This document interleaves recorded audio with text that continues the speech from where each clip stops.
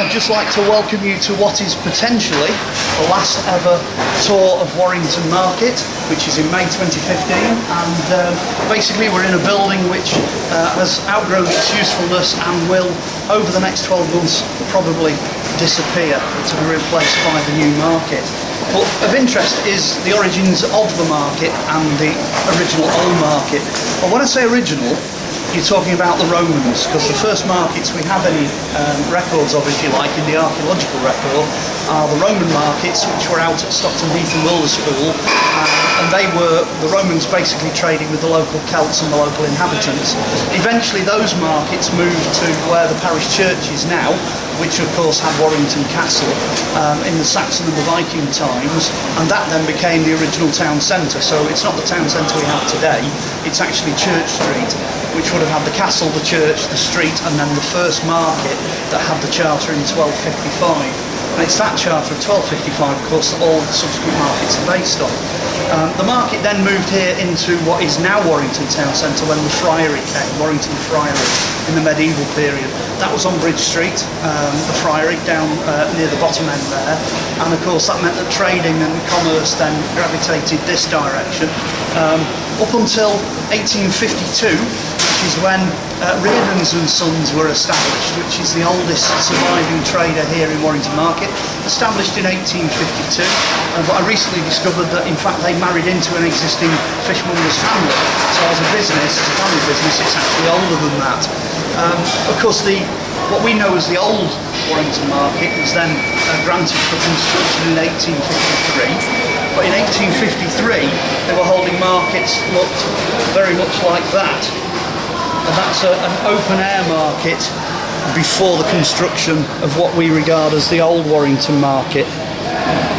So that's probably the oldest photo of a market that we have here in Warrington, and that's from my own collection. Speaking of Reardon's, this again is photographs of the family as it moved into that market in 1853, 1854, and as it is today.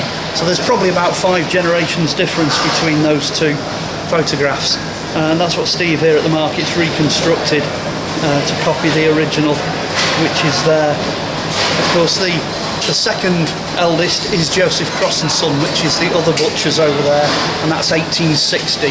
So the market was already 8 years old when they opened, and they have quite a few sports teams, rugby and cricket teams, which fed into the early days of Warrington sport. Okay, this is interesting. 1955 Act. This edition's dated 1977. Essentially, this came across with the building of the new market, which, like I said, was opened in 1974. So this is a new copy as it was when the market opened, but the essential content is the same as the market charter that was issued in 1255. So this provides us with a tangible link to that original charter. It's got all the usual things in there, like thou shalt not smack a cow with a kipper, and or shoot a Welshman on a Sunday with a longbow. It's all that sort of archaic stuff.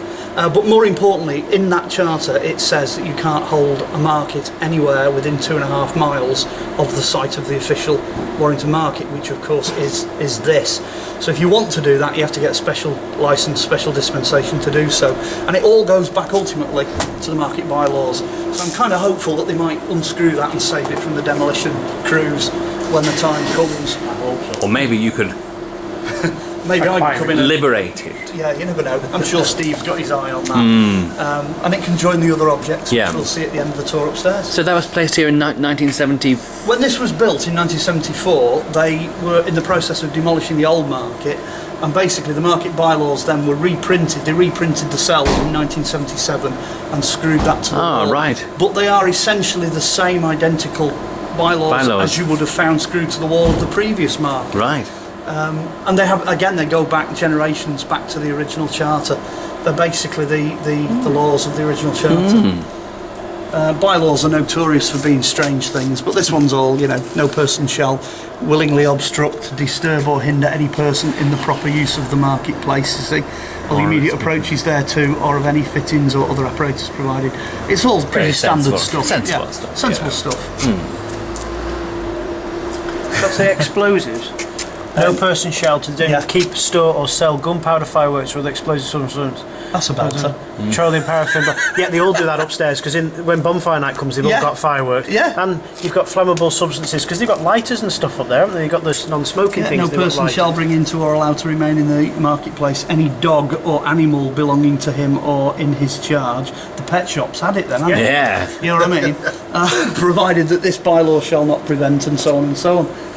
It was interesting actually because in the old days they actually used to have big like fire tongs in churches. So if somebody brought a dog or an animal that started to misbehave, there was somebody in the old churches then that was allocated these tongs to grab the animal and lead it. Really? On. Yeah, dog tongs. Dog tongs. Dog tongs. So it does make you wonder. Choke chain. You know, they might have had dog tongs in the original Warrington Market. Maybe. You never know. You Never know. know. They don't seem to adhere too closely to the bylaws, do they? Well, really? obviously not. Anyway, Yeah, it's just a back we guide. go. Back to the lift. Back to the Of course, lift. the disappearing lift is back. It goes there, sales floor only, and this is the one we use for our return trip. Here we go.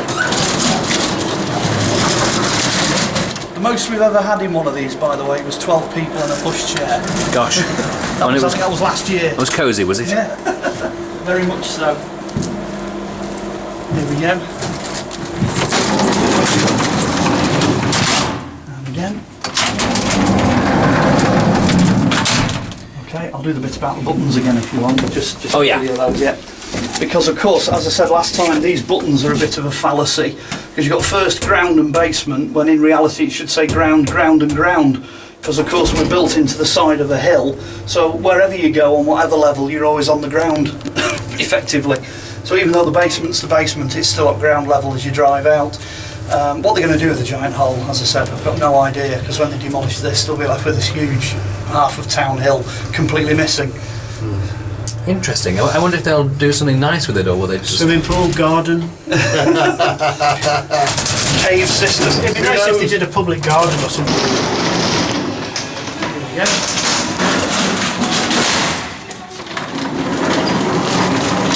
This time we're going this way. Yeah. I'm sure I can hear Radio Warrington playing in the background. I do believe it is. This is running properly. There we go. Right, I happen to know that Mrs. Butterworth has actually closed, so never mind. But when what we know as the old Warrington Market was being demolished, this chap here, Mr. Butterworth, old Mr. Butterworth, and a couple of his mates ran in front of the demolition crews and went, "Stop!" Paid them a few quid to go on an early lunch, and while these guys disappeared, Save the clog. saved the old market clock, which is now on the front of a barn outside Northwich. Really? Yeah, it's still there. The only snag is it's now gone into private ownership because obviously they paid for the clock off the salvage crew and rescued it. So having spoken to Mrs. Butterworth, she would like to see it come back, but the current owners wouldn't. So I've chatted to Steve, and if nothing else, we will attempt to produce a copy of it for the new market. So hopefully we're going to see at least a representation of that original clock back again in place. So this way for the next one. One of the things I didn't mention, which I will do of course, is White Sports. They were over in the far corner of that market hall until last year, and because they managed to hang on to last year, they entered the Guinness Book of Records as the oldest sports shop in the world. So they made it officially in by 1 year, and they had a fantastic display last year, but obviously she's retired, so they're gone this year. The other thing I would say as well is this photograph is not unique. There are at least 50 black and white photographs framed on the walls of Warrington Market, so if people want to go and try and find them, you can search them out. There's quite a good set over there by the cafe, and then we've got a couple of other photos we've added that we can go and have a look at. So if we go this way, this is one of the more recent stories. The old Warrington Baths booth that everybody remembers for, well, ever since the baths opened. That was actually rescued by the staff and people here at Warrington Market before it was demolished. And I have it on good authority from Steve that that's going to be restored, and it's coming in as a new stall. It's all down here in the writing. And it's coming in as a new stall in the new market. So there's this, there's the old Greenall Whitley tram stop, which used to be outside Greenall's brewery. That's coming here. They've got the cart, they've got a set of weighing scales, they've got various other items. So there's going to be quite a strong historical presence in that new development. and something else that's just down here. This is the old clock from, as you can see here, J. Lee and Sons. They were jewellers and pawnbrokers on Mersey Street, and when that building was demolished, you can see the clock there, it was moved to Bank Street here at the side of the market in 1984. But of course, all of that now out there has been demolished, and this has been rescued by PJ's the Jewellers.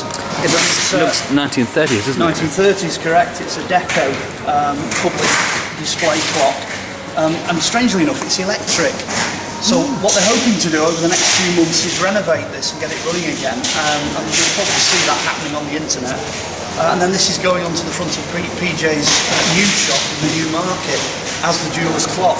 So in fact, that's 2 clocks at least that will be rescued. You can probably double that to 4 because they're actually after the one on top of Times Square and the one out at the front as well. So they'll end up with at least 4 clocks in the new market of one sort or another. There used to be one down on Sanford Street. Don't know what happened to that one. It was a round clock. Yeah, but that it building. like 3 sides. No idea where that went. No idea. But I mean, if more people were conscious and rescued them, you know, we'd have a lot more stuff surviving. But speaking of objects that have been rescued, there's another 2 down here that we'll finish off.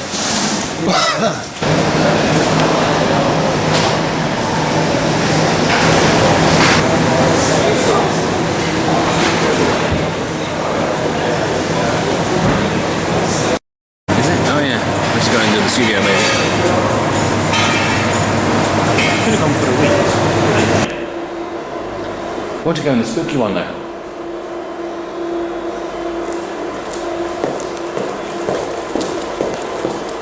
This is not the right floor, Andy. It looks the same, but it's not. There was one which was a floor up.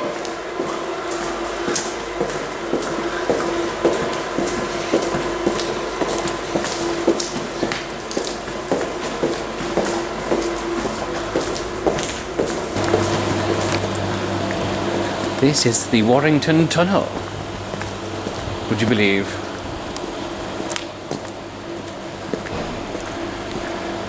It's a nice van, isn't it? 2011 it expired. Yeah, probably been there for a while. And that is the entrance to the Warrington Tunnel.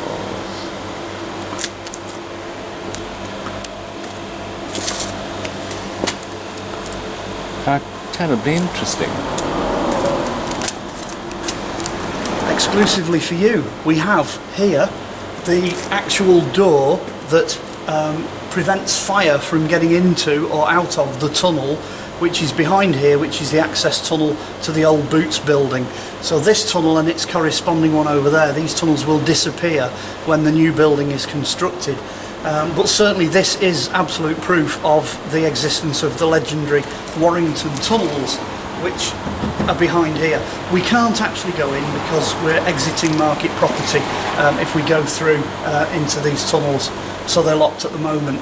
But this was the old loading. This is where the trucks used to come and carry things into the old Boots building. So this will lead to Bridge Street? It does. It actually leads through and then underneath the building, and then that's the address. 47 to 49 Bridge Street is the old Boots building. You would go through there and it's off to the left as you go through Bridge Street. But these tunnels were cut through when they built the basement here in the market. All towards the end. You can see where we are in relation to the... there you go, see where we are in relation to the road, yeah. Parking. What are the Queens all about here? Well, the Queens were done for various... well, it says on there, Culture the Queen was event, Jubilee Giants, done for the Queen's Jubilee, and the faces are quite enigmatic and creepy and the eyes tend to follow you, so the stall holders had them all turned around because last year they were facing outwards and everyone was getting the creepy with them. They are quite spooky. The lights are spooky as well, aren't they? They keep going on and off, don't they? There's been a sensor or something. So are all these tunnels? No, these are along this side are not tunnels. These just access the rear of the building. Oh, I see. In such a way that you can load in without blocking the pedestrianised bit on the other side. How they adjust all of that, I don't know when it comes to But these actually are. These actually are tunnels. They go under Dolman's Lane. You're not doing a nice job there. Okay, here we go. Shot. The other significance, of course, is that Dolman's Lane, which is the alleyway that goes up the side of the Boots building, up to just after the Second World War in the 1940s, there were entrances on Dolman's Lane that accessed what was then known as the Warrington Tunnel System, and children could still crawl in and trespass in the tunnels up to that point. So that would then get you into the legendary medieval tunnels and the Cromwellian period tunnels that ran under the town centre, many of which are probably still here. And as I said earlier on, it's a little known fact that the famous Liverpool tunneler Joseph Williamson was actually born in Warrington and lived here up to being about 16 or 17. So maybe, who knows, some of those tunnels could be prototypes for the famous Williamson's tunnels of Liverpool. You never know. Fascinating.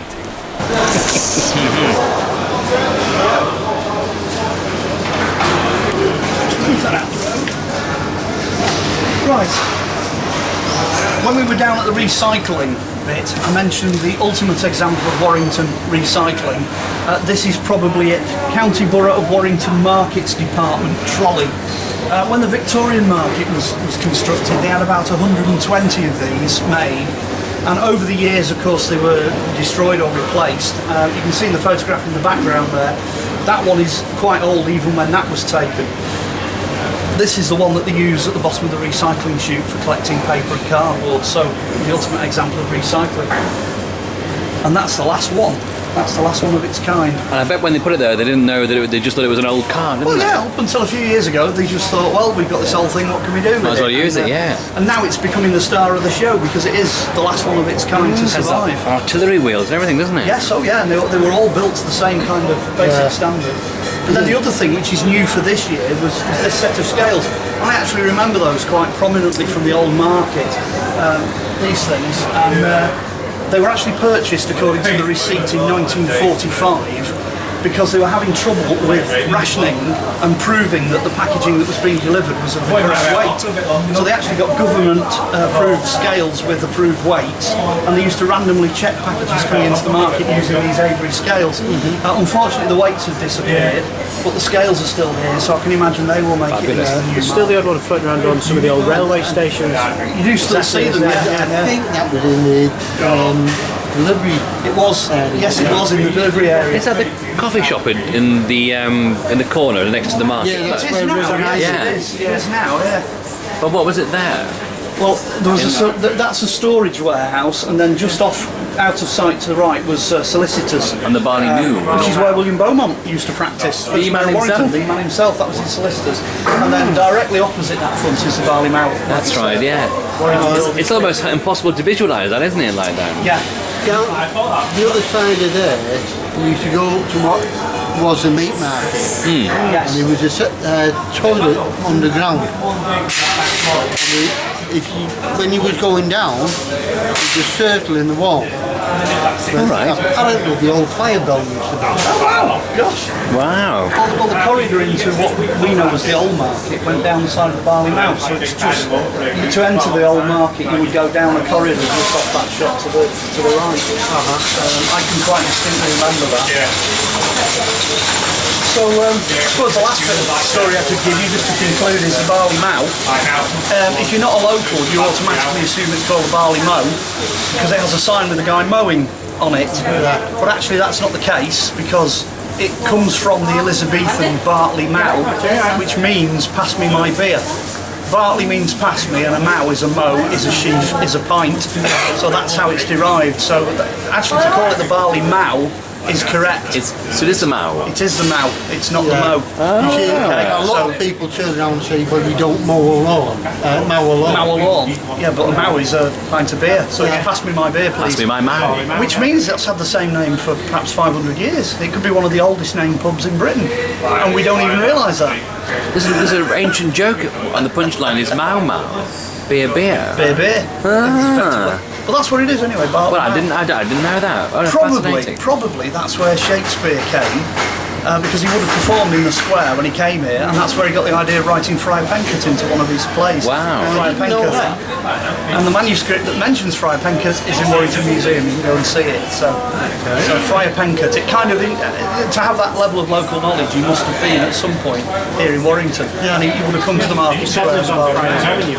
Friars Avenue. My dad lives on Friars Avenue. Oh, there you go. All connected to the Friary. So there you go. So they're all Saints roads, and then this one is Friar, but all the others are St Stephen's, St Albans, whatever. But Dad's is Friars. It's the only one that's not a saint in the little area. All the others are all the saints. I would These are say Friars. that Warrington Friary probably owned that area at some point in the past. It's right by Sankey Station. Yeah, that's Friars land. Because the Friary, which used to be sort of in the area where Friars Court, the pub, is now, that Friary owned land right down to the Mersey, right out almost as far as Crossfields. There's a huge area of land there that was owned by the St Friars. Joseph's Church is Didn't he have just the old graves there? Yes, an interesting story about the graves. When they came to roll the academy across from Bridgefoot, they actually rolled it across on top of the burial ground of the Knights of St John. So all the burials from the Friary to the Knights of St John are now underneath. The hospital. And the hospitallers, yeah, hospitallers and Templars, they're all buried underneath now. So it's a bit of a mishmash down there.